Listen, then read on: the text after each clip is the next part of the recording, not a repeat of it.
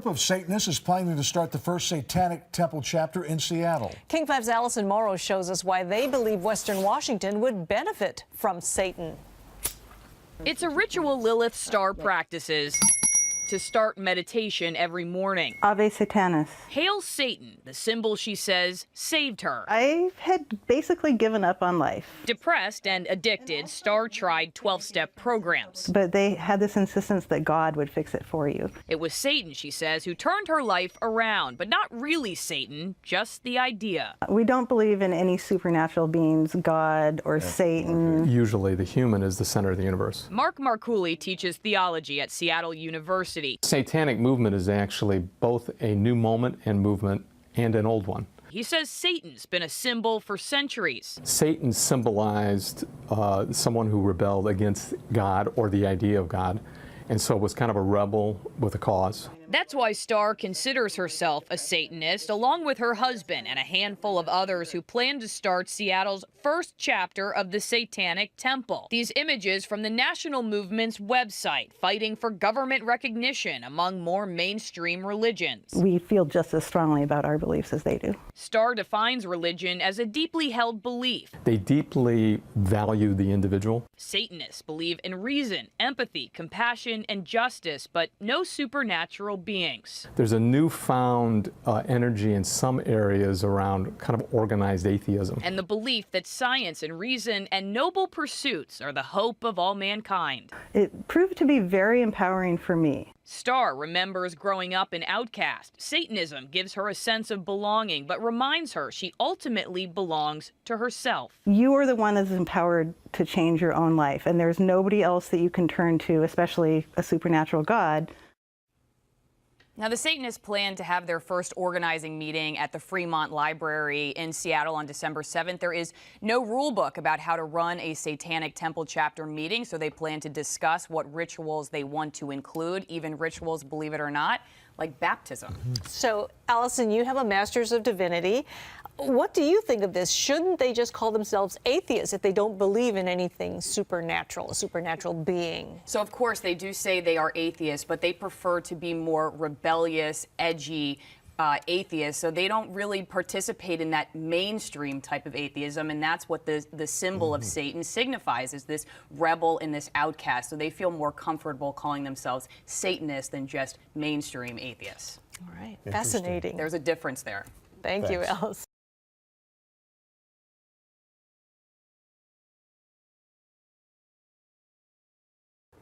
Seattle's Satanic Temple says it's finally found the fight it's been waiting for. In the next 30 days, Clark County will hang a sign that reads, "In God We Trust." King 5's Allison Morrow shows us what the Satanic Temple is doing to stop it. After protests against it, we don't have time for that today, and outspoken support for it. They want to take everything away from the people that defended this country. In God We Trust is less than a month from hanging on a wall in this room. It doesn't represent the community. Amy Wims is a new member of Seattle's Satanic Temple, founded by Lilith Starr late last year. We see Satan as our symbol of the rebel against tyranny. Starr says their goal is activism to separate church and state, but they worried Seattle wouldn't offer many fights. So in a way, we're really excited that it actually happened in our state. They've started a campaign against displaying "In God We Trust" in Clark County's public hearing room, saying they might as well put up a Christians only sign. If the local government insists, they hope to work with a lawyer to argue for this sign to go up as well. E pluribus unum, which means from the many, one. Gives us our first opportunity to really make a difference. The Satanic Temple has other campaigns nationally. They're currently working on a Baphomet statue they want placed outside the Oklahoma Capitol. I think it's really important that we include every single religion that we possibly can. And the Satanic Temple sees itself as a religion of rebels. Always the outcast. Always into the weird stuff. Wims is an eclectic pagan. I take bits and pieces of different religions. She's adding the Satanic Temple's values to her religious beliefs and adding her voice to their struggle. To be able to go out and make a difference in the world and have people that will do that with me. In Seattle, Allison Morrow, King 5 News.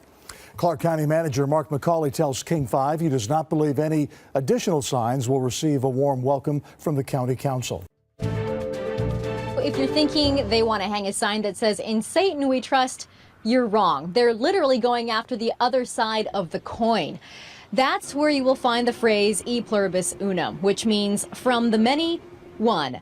The Satanic Temple Seattle chapter sees it as a nod to inclusivity. They came up with the idea. Similar efforts are popping up around the country. Satanists in Oklahoma want to have a satanic statue placed outside their state capitol in response to a monument to the Ten Commandments. Here in Vancouver, the Clark County Council voted in favor of placing the In God We Trust sign, which was donated by a local nonprofit. We asked folks around here what they thought about adding the E Pluribus Unum sign for the Satanic Temple. I think they're crazy. Well, I see the In God We Trust as more of a tradition or heritage. You know, I don't necessarily see it as pointing strictly to Christianity or any sort of, monotheistic religion. We see Satan as our symbol of the rebel against tyranny. I think it's really important that we include every single religion that we possibly can. We asked county councilors what they thought of the idea. David Medor referred us to history. He says when Congress made it official that In God We Trust was our national motto, it encouraged communities to display that on public buildings. But he says they didn't ask us to display phrases from other symbols or seals, and he agrees with them. Welcome to senior night at Memorial Stadium. Never before have there been so many people sitting in the stands during a Bremerton High School football game. And never before have there been so many cameras, news crews from across Western Washington and across the country, here not to cover the game. Instead, they're here to talk to the coach who's been sidelined by the school district.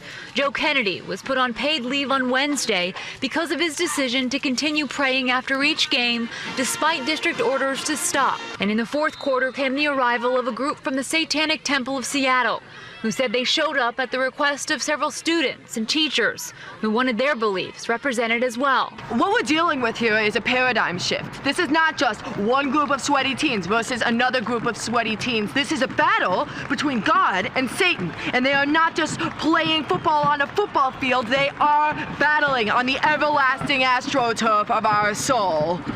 But they left before the end of the game, and before Coach Kennedy knelt down in front of his seat in the bleachers, bowed his head, and prayed. I'm willing to take this as far as to go to defend the rights of the Constitution, till the end. If it comes back one way or another, I fought the good fight. Amen.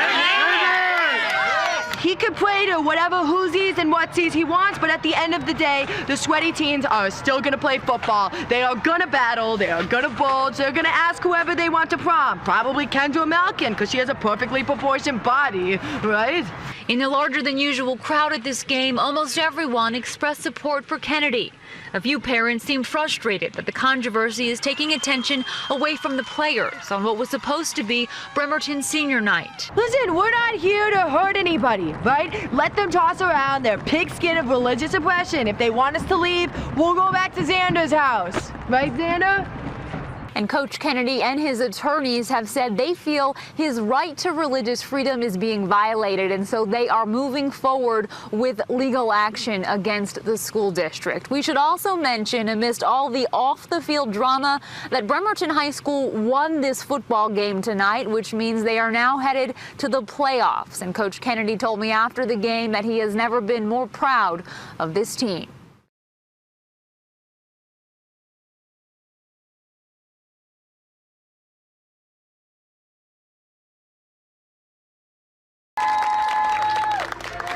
And our next speaker is Tarkus Claypool. Tarkus is the campaign manager of the Satanic Temple of Seattle. You may recognize him from the new coverage about the praying coach in Bremerton last year. Let's give it up for Tarkus Claypool. Come on up here, Tarkus.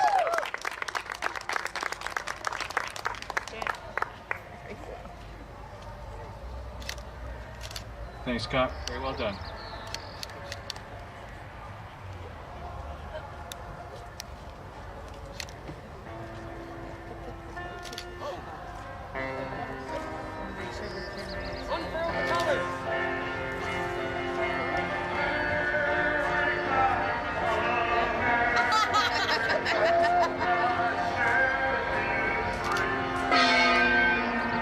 Ave Satanas. I'm Reverend Tarkus Claypool, campaign manager of the Satanic Temple, Seattle. You may have guessed that we're not like the other groups or speakers you've heard today. With the 7 tenets as our guide, our religion celebrates the literary Satan as the potent symbol of rebellion against tyranny. We are strong advocates of religious freedom. We believe that all religions merit the grace our government grants us. We too welcome pro bono groups like the Liberty Council for the opportunity to give our satanic invocation. We actually don't mind In God We Trust. Keep it on the money, put it on the courthouse walls, decal the city and state municipal vehicles. Give a sweet prayer to Jesus before every city council meeting. Put up your nativity scenes and 10 commandments on the city hall grounds. But know this, Christian majority, when you drink deep of that intoxicating trough of religious liberty, when you have convinced yourselves this is a Christian nation, and that by the power of Jesus all public property and laws are his creation and therefore his dominion, don't forget that you have to pay the devil his due. Don't forget that Lucifer is in the Bible too, and when you trade in the coin of religious liberty, we will come collecting. Just ask Joe Kennedy of Bremerton High School. Last year, Joe Kennedy was asked to stop praying with his student football players. As a person in a position of authority, he was not permitted to lead public school students in prayer on the 50-yard line after every game. That gave the appearance of state-sponsored religion. He refused. And at the next game, he prayed again with his players, again on the 50-yard line, and said he was just exercising his First Amendment right to religious liberty. When threatened with dismissal, he sought the Liberty Council to aid him in legal representation. We support the idea of religious liberty, and prayer on the football field meant it is effectively an open religious forum, and that means we could demand equal time. And we did. Unfortunately, Coach Joe was suspended the night before we were to give our invocation in front of a packed homecoming crowd. Denied again, and we had such a lovely invocation planned. When fighting in the trenches of church-state separation battles, many will tell you that we are the nuclear option.